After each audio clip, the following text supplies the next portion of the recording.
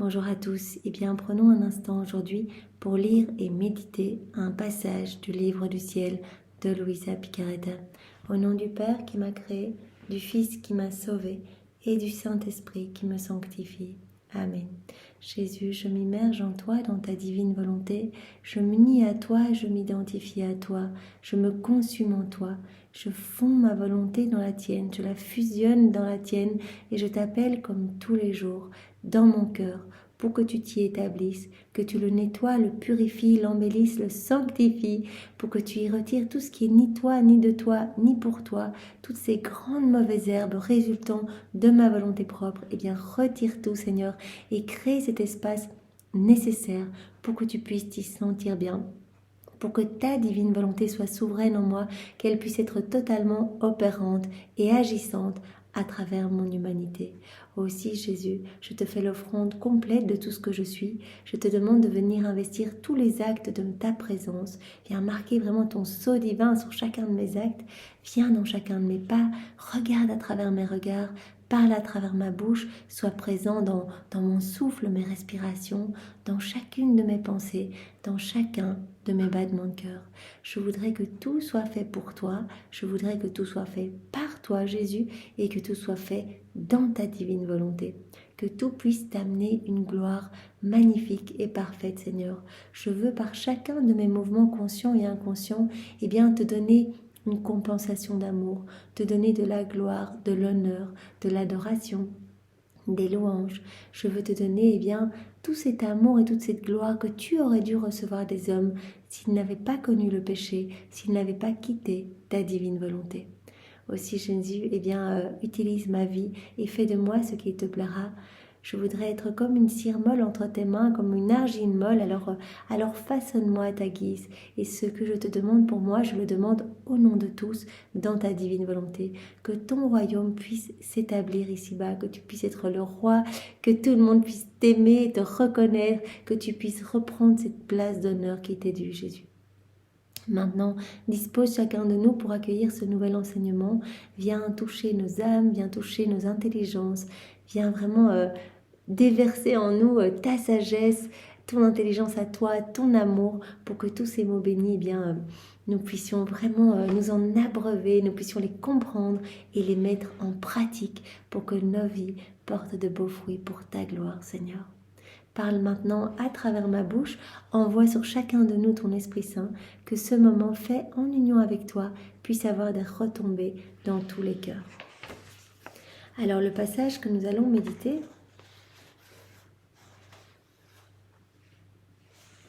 est celui du 28 septembre 1927. Nous sommes dans le volume 23 et c'est Luisa qui parle. Je me sentais complètement abandonnée dans le fiat suprême.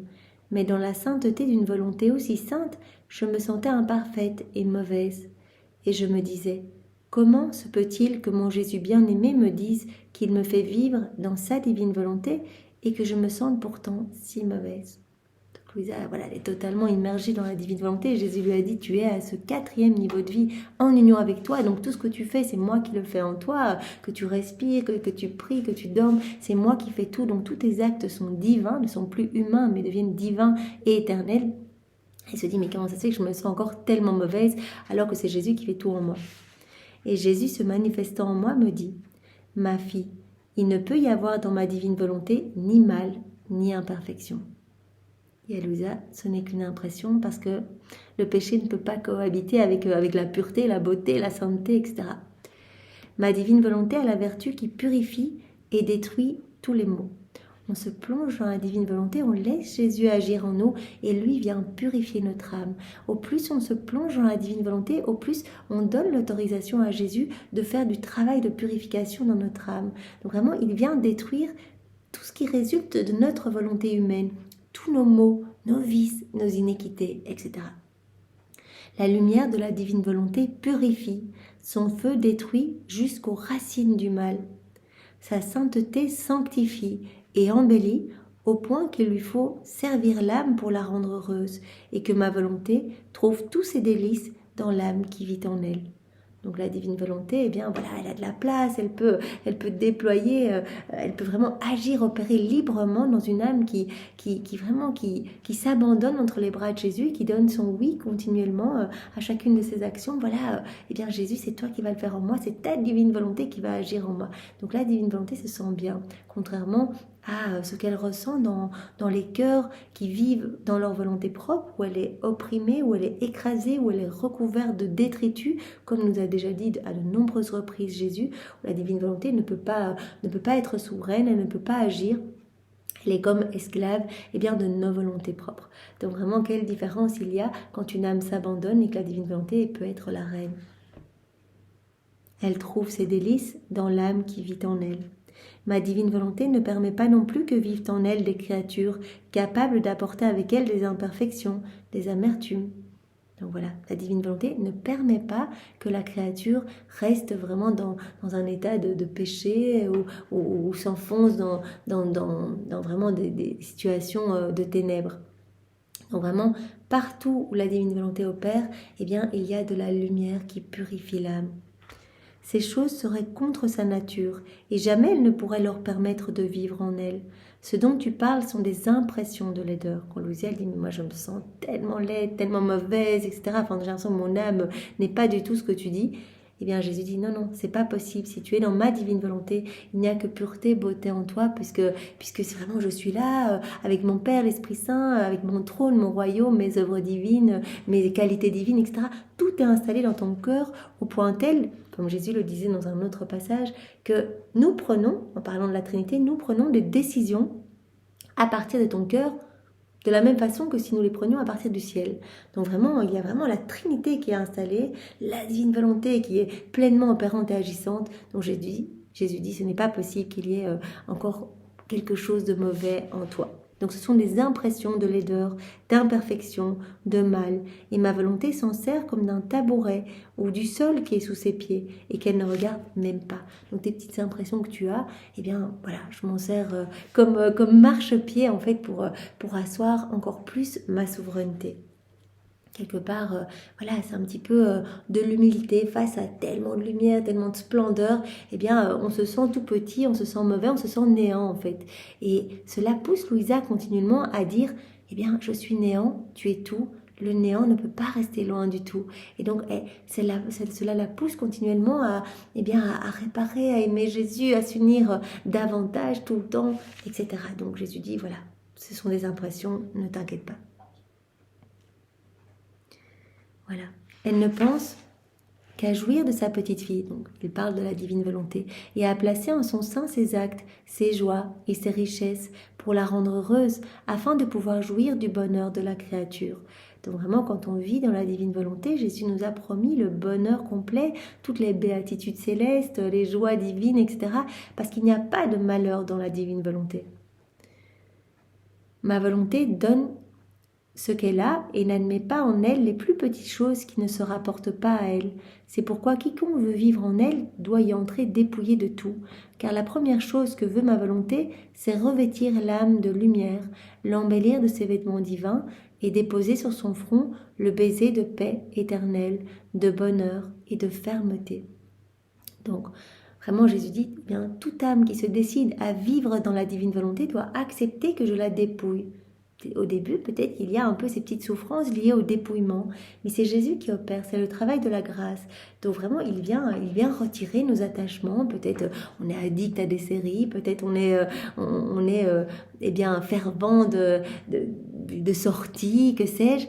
Eh bien, le Seigneur va nous détacher petit à petit, il va nous donner cette sainte indifférence pour que vraiment nous ne soyons attentifs qu'à lui, en fait. Que nos yeux ne soient fixés que sur lui, que vraiment nos bouches ne parlent que de lui, que nos oreilles n'entendent que sa voix, que nos cœurs ne battent que pour lui, que nos pensées ne soient tournées que vers lui. Donc, il va travailler notre âme pour que vraiment notre centre d'intérêt et toute notre vie soit Jésus. Que sa divine volonté soit pleinement souveraine en fait. Cela devient le but de l'âme qui vit dans la divine volonté, de ne pas faire un seul écart dans sa volonté propre. Et Jésus parle vraiment d'un martyre de l'attention, d'à chacune des petites actions du quotidien, de demander que ce soit la divine volonté qui agisse, de l'autoriser à opérer. à travers notre humanité. Ma volonté donne ce qu'elle a et n'admet pas en elle les plus petites choses qui ne se rapportent pas à elle. C'est pourquoi quiconque veut vivre en elle doit y entrer dépouillé de tout. Car la première chose que veut ma volonté, c'est revêtir l'âme de lumière. Donc il faut passer par ce dépouillement. Ce n'est pas nous, on ne va pas y aller à la force du poignet, sinon on revient dans notre volonté humaine à essayer de se dépouiller, à essayer de lutter contre des mauvais comportements, etc. Non, c'est Jésus qui fait tout, on lui donne notre oui et lui-même vient nous dépouiller. C'est ça qui est magnifique en fait, c'est que notre vie se transforme quand on a pris cette ferme décision de vivre dans la divine volonté et qu'on y va avec constance, qu'on lit ces écrits du ciel, qu'on se laisse abreuver, nourrir chaque vérité, vraiment une source de joie, c'est une vie divine et qu'on essaye de mettre en pratique en faisant des actes en union avec Jésus, eh bien chaque acte devient un soleil divin, chaque acte vient alimenter cette vie divine qui croit en nous. Donc c'est vraiment magnifique et Jésus dit il faut ce dépouillement pour que je puisse revêtir l'âme du vêtement de lumière, du vêtement royal, que je puisse l'embellir de ces vêtements divins et déposer sur son front le baiser de la paix et du bonheur éternel ainsi que de la fermeté. La persévérance vraiment dans le bien et dans cette voie de rester unis à Jésus. Donc tout vient de Jésus, tout est grâce. Rien de ce qui est humain ne peut y vivre ni y trouver place. Donc au plus on va avancer dans la divine volonté, au plus Jésus va retirer, va nettoyer notre âme au point que, ce qu'il veut, c'est qu'il n'y ait plus rien d'humain dans notre âme, que tout soit divin. C'est ça le 4e niveau, c'est que tout est divin. Vraiment que nous devenons comme pur amour. On en est encore loin, mais nous pouvons faire confiance à Jésus puisqu'il nous l'a dit. Il suffit que l'âme le décide et le tour est joué. Je m'occupe de tout. Je m'occupe de tout. Vraiment, concentrez-vous juste à lire les écrits du ciel, à les recevoir, à essayer de les mettre en pratique. Et moi, je m'occuperai du reste. L'âme elle-même ressent du dégoût envers tout ce qui ne se rapporte pas à ma volonté et elle sacrifierait sa vie plutôt que de participer à ce qui ne concerne pas la sainteté de ma volonté. Et en plus, on va avancer dans la divine volonté, en plus on va découvrir ses écrits. Jésus nous séduit par chacun de ses mots, il le dit, j'utilise vraiment des termes comme des petits appâts pour vous attirer, pour que vraiment vous ayez envie d'y retourner dans ses écrits. Eh bien, l'âme petit à petit va sentir le travail divin de la grâce et va, à force d'actes faits dans la divine volonté, ressentir du dégoût pour les choses du monde, en fait, pour tout ce qui ne concerne pas Jésus. C'est magnifique, c'est vrai. Je poursuivais mon abandon dans le divin fiat, et mon doux Jésus ajouta « Ma fille, dès le commencement de la création, ma divine volonté fut donnée pour être la vie des créatures. » Le plan de Dieu initial. Adam avait reçu la divine volonté, il était complètement dedans, il était dans ce rapport d'amour avec la Trinité, il recevait continuellement grâce, puissance, beauté, sainteté, pureté, vraiment il y avait des torrents qui vraiment remplissaient son âme à chaque instant, il recevait tout ce que son âme ne pouvait pas enclore, parce que l'âme est limitée et tous ces cadeaux étaient bien sûr illimités, provenaient de la source intarissable, tout ce que son âme ne pouvait pas contenir, repartait en action de louange, d'adoration, de bénédiction, et donc il était continuellement dans cette harmonie avec la Trinité. Et donc vraiment cette vie divine grandissait complètement en lui à chaque acte fait. Ma divine volonté fut donnée pour être la vie des créatures, et j'ai pris l'obligation de maintenir cette vie entière, belle et en pleine vigueur dans la créature, administrant à chacun de ses actes un acte divin, un acte à la hauteur de sa sainteté, de sa lumière, de sa puissance et de sa beauté. Chaque acte qui est fait devient un soleil, vraiment source de lumière. Les rayons qui en sont dégagés vont toucher les âmes du passé, du présent, du futur. On est en écho avec toute la création.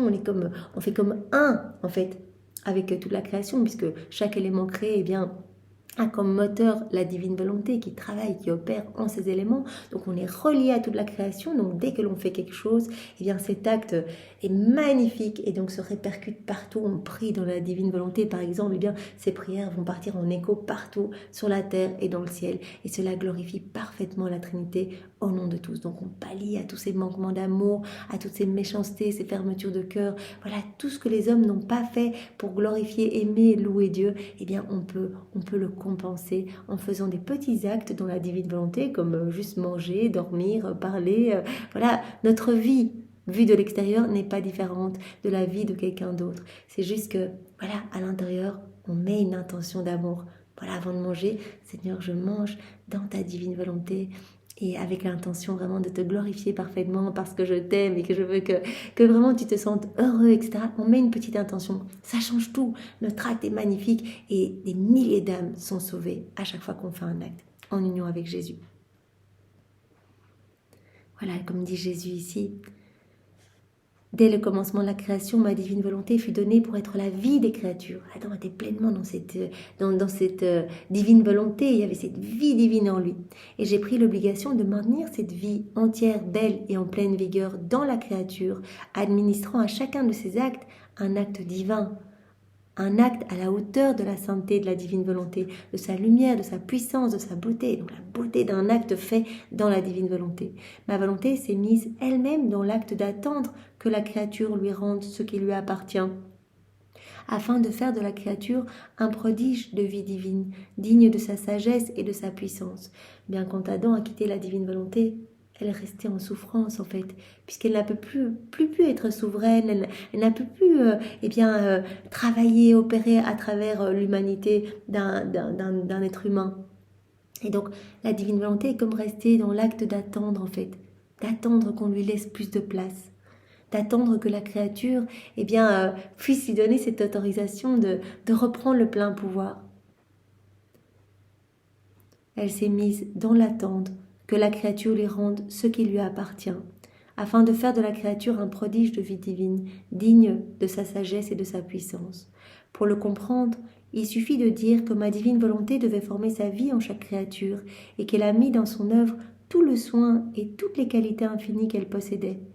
Que ces vies divines auraient été belles dans les créatures. En les regardant, nous devions y trouver notre reflet, notre image, l'écho de notre bonheur. Quelle joie, quelle célébration c'eût été pour nous et pour les créatures. Voilà, l'homme qui vit dans la divine volonté comme Adam dans son état d'innocence, est comme un reflet de Dieu, un écho de Dieu, en fait, devient un autre soleil qui vient par ses rayons darder les rayons du soleil de la divine volonté, du soleil de Dieu, de la Trinité. Donc l'homme devient comme un autre Jésus sur la terre. Et donc Jésus dit, mais combien cela aurait été beau si tous les hommes étaient restés initialement dans ce plan prévu pour eux, pour qu'ils soient heureux, qu'ils soient vraiment dans cette plénitude complète. Malheureusement, quand Adam a quitté la divine volonté, on a vu tous les maux, les vices, les iniquités ont vu le jour et la divine volonté n'a plus trouvé sa place. Elle était là encore, sinon les hommes n'auraient pas été en vie, mais elle a été complètement enfouie sous des décombres, etc., dans les cœurs. Donc vraiment, elle est depuis 6000 ans, depuis le oui de Louisa, elle est en attente. Elle est en attente de pouvoir opérer, de pouvoir être à nouveau la reine. Or, tu dois savoir que quiconque ne fait pas ma divine volonté et ne vit pas en elle, veut détruire en soi cette vie divine qu'il était censé posséder. Détruire sa propre vie, quel crime. Voilà, quand on fait sa volonté propre, on détruit cette vie divine qui est en nous.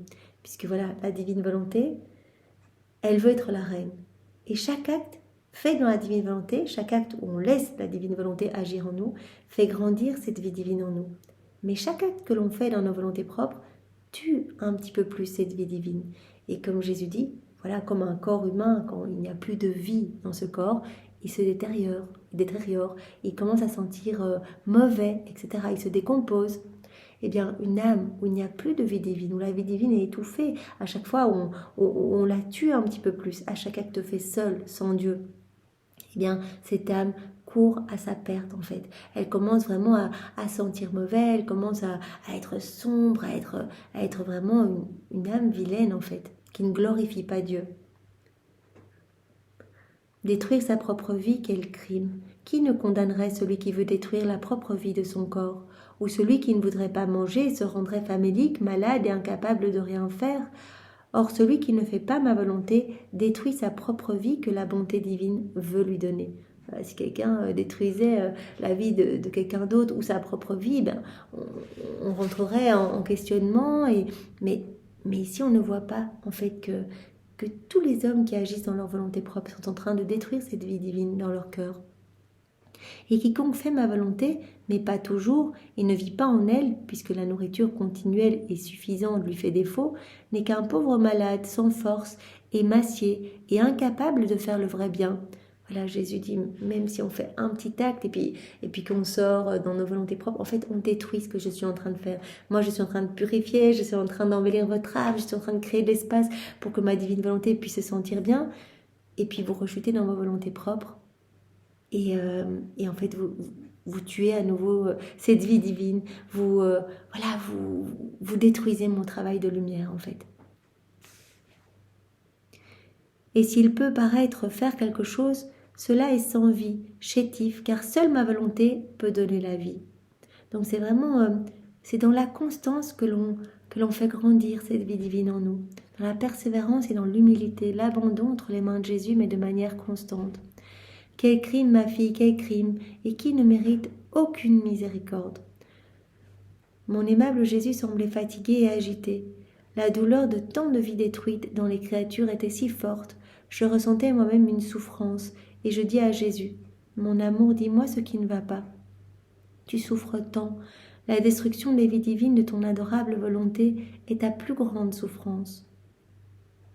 Alors je te prie de faire venir son royaume pour que cette souffrance se change en joie et que la création ne te donne plus que repos et bonheur. » Voilà, tant que l'homme n'est pas revenu à sa place à laquelle Dieu l'attend, eh bien la divine volonté est en souffrance, Jésus est en souffrance. Il a dit, je suis la divine volonté, donc je suis vraiment en train d'agoniser, de voir que les hommes étouffent toutes ces vies divines et préfèrent le malheur, préfèrent grappiller, mendier quelques grâces, mais vivre dans les choses du monde et finalement complètement se perdre en fait. Et la Trinité qui nous regarde, nous voit vraiment avec pitié, recouvert d'un manteau d'ordure, d'un manteau d'excréments, carrément. Quand Jésus a été jeté pendant sa passion dans le cédron, il a accepté d'être recouvert de tous ces déchets en fait. C'était vraiment les égouts de la ville, de tous ces excréments. Il a accepté d'en avoir partout, dans les yeux, dans le nez, dans les oreilles, etc. Parce que c'est comme cela, en fait, que la Trinité voit les hommes recouverts de toutes ces choses puantes et vraiment l'âme dégage quelque chose de nauséabond en fait. Et donc Jésus a accepté d'être recouvert totalement de tous ces déchets pour pouvoir nous retirer ce vêtement dégoûtant et nous remettre ce beau vêtement royal, ce vêtement de lumière. Parce que nous sommes appelés à cela, être dans cette joie, être vraiment dans la plénitude de Dieu en fait, qui veut tout nous donner.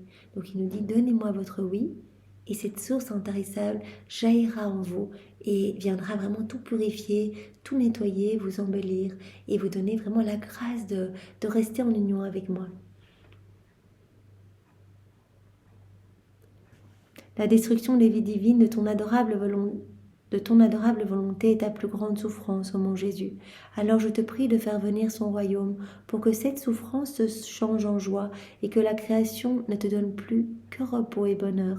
Voilà, Louisa, elle se rend bien compte que Jésus souffre terriblement dans les cœurs et donc elle donne sa vie pour réparer, pour compenser, pour lui donner toute la gloire que les hommes ne lui donnent pas, pour lui donner l'amour que les hommes ne lui donnent pas, pour vraiment que son royaume puisse s'installer ici-bas en fait et que ces frontières puissent à chaque fois, à chaque acte fait, à chaque prière, à chaque réparation en union avec Jésus, que les frontières puissent s'élargir davantage.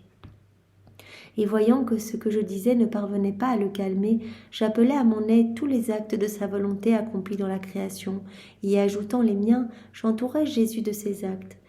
Une immense lumière entoura Jésus, elle éclipsait les maux des créatures, et il se reposa. Donc Louisa, voyant que par ses paroles, elle ne calme pas Jésus, elle va faire une ronde dans la création, et donc elle tient compagnie à la divine volonté qui est souffrante, qui travaille dans les éléments créés, mais qui ne se voit jamais reconnue, qui n'a jamais un retour d'amour. Elle vient tenir compagnie, la divine volonté dans ces éléments créés. Et donc, elle vient reprendre tous les actes de la divine volonté dans ces petits éléments. Par exemple, l'acte de donner de la lumière pour le soleil ou de donner du parfum pour certaines fleurs, etc. Elle reprend tous ces actes et elle vient les réoffrir aux pieds de Jésus pour le calmer, vraiment qu'il soit entouré de tous les actes de sa divine volonté. Et vraiment, elle place et je t'aime. Elle place ses actes de louange, de bénédiction. En fait, elle remercie pour tous ces actes de la divine volonté. Et donc, il y a un retour d'amour, une reconnaissance d'amour. Et nous voyons bien que toute cette lumière qu'elle a amenée en faisant cette ronde de la création, éclipse les maux des créatures et permet à Jésus de se reposer.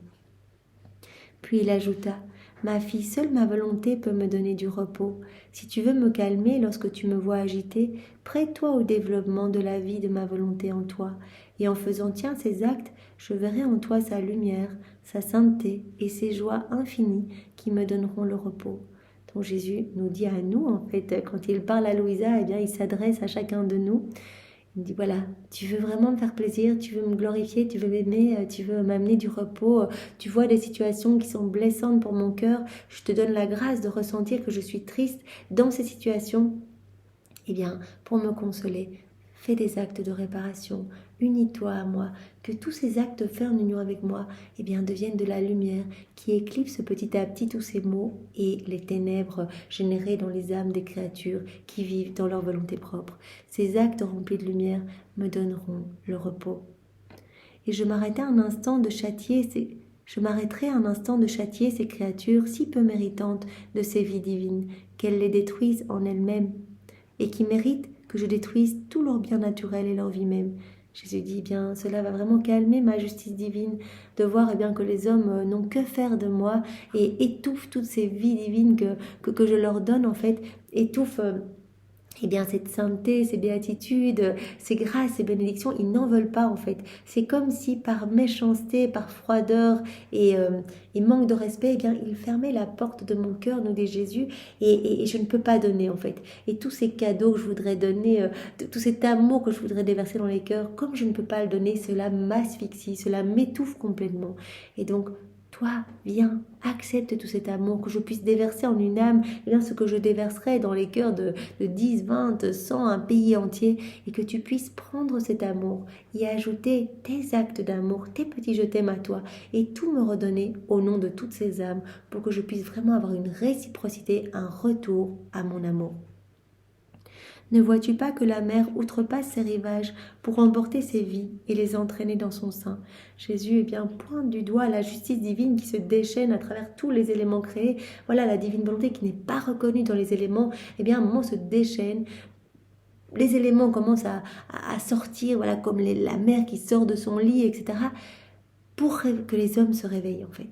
Pour que les hommes réalisent qu'ils sont tout petits, qu'ils reprennent leur place, qu'ils n'essayent pas de se mesurer à Dieu, qu'ils reprennent leur place, qu'ils viennent se mettre à genoux devant leur Seigneur, qu'ils se repentent de leurs fautes et que leur cœur puisse un petit peu se ramollir, s'ouvrir et se laisser remplir par ces torrents de cadeaux que Dieu veut nous donner. Le vent, la terre, presque tous les éléments se lèvent pour emporter les créatures et les détruire. Ce sont les actes de ma volonté répandus dans la création pour l'amour des créatures, et comme ils ne sont pas reçus avec amour, ils se convertissent en justice. Quand Dieu ne peut pas donner de façon facile, en fait, voilà, si nous, aujourd'hui, on dit « Jésus, je t'aime », donne-moi toutes ces grâces, moi je veux t'aimer au nom de tous, donne-moi tout ce que les autres ne veulent pas, il va déverser par torrent. Il aime donner, c'est sa nature de donner et d'aimer. Mais si les hommes n'en veulent pas, cet amour bafoué, cet amour rejeté qui étouffe Jésus, cet amour se transforme en justice. C'est une énième façon de nous aimer, c'est un stratagème d'amour. La justice, ce n'est que l'amour de Dieu qui veut se donner à nous d'une autre façon pour nous faire revenir à lui, parce qu'il n'y a qu'une chose qui importe à Dieu, le salut de notre âme.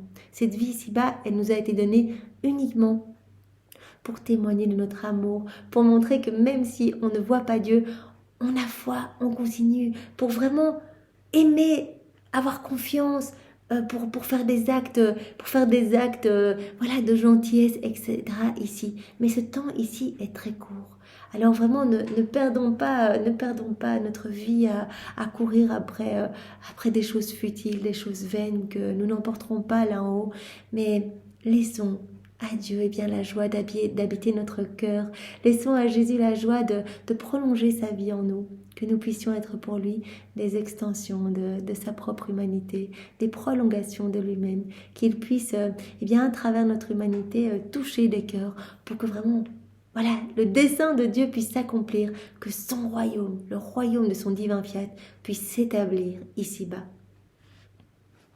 J'étais terrifiée à cette vue et j'ai prié pour que mon très bon Jésus se calme et que vienne bientôt le royaume du divin fiat. Donc Louisa, elle prie tout le temps pour l'avènement de ce royaume et elle nous montre, puisque c'est notre chef de file, notre modèle, que nous devons prier de la sorte, puisque c'est Jésus qui lui a enseigné toutes ces prières. Elle ne les a pas tirées comme ça, sucées de son pouce. Non, c'est vraiment Jésus qui lui a donné tous ces enseignements, qui lui a donné cette manière de prier à travers les rondes et de demander partout, que ce soit dans l'œuvre de la création, à travers les éléments créés, dans l'œuvre de la rédemption ou dans l'œuvre de la sanctification. On peut aussi accompagner la divine volonté qui est vraiment souffrante dans chaque sacrement. L'Esprit Saint est gémissant de douleur, nous dit Jésus. On peut accompagner la divine volonté partout et à chaque fois demander que vienne s'établir le royaume de la divine volonté. C'est important et c'est le but ultime de Dieu. Cela se passera, mais nous pouvons collaborer pour faire descendre plus rapidement ce royaume de joie, de paix, de bonheur éternel. Merci Jésus, fais de nous ce qui te plaira, utilise-nous, s'il te plaît, utilise-nous, même si nous sommes pleins de misère, pleins d'inconstance, que nous rechutons continuellement, eh bien nous nous offrons à toi. Toi, tu es merveilleux et tu peux nous transformer comme tu souhaites que nous soyons. Tu peux vraiment, en un souffle, dégager notre cœur de toutes ces poussières noires et tu peux nous rendre comme toi. Tu peux nous faire grandir dans cette ressemblance à toi. Nous savons que tout vient de toi, Seigneur. Alors vraiment, nous sommes tout petits dans tes bras et nous te laissons le champ libre complet sur nos vies. Merci Jésus, avec tes propres remerciements. Sois loué, béni et glorifié au nom de tous. Au nom du Père et du Fils et du Saint-Esprit.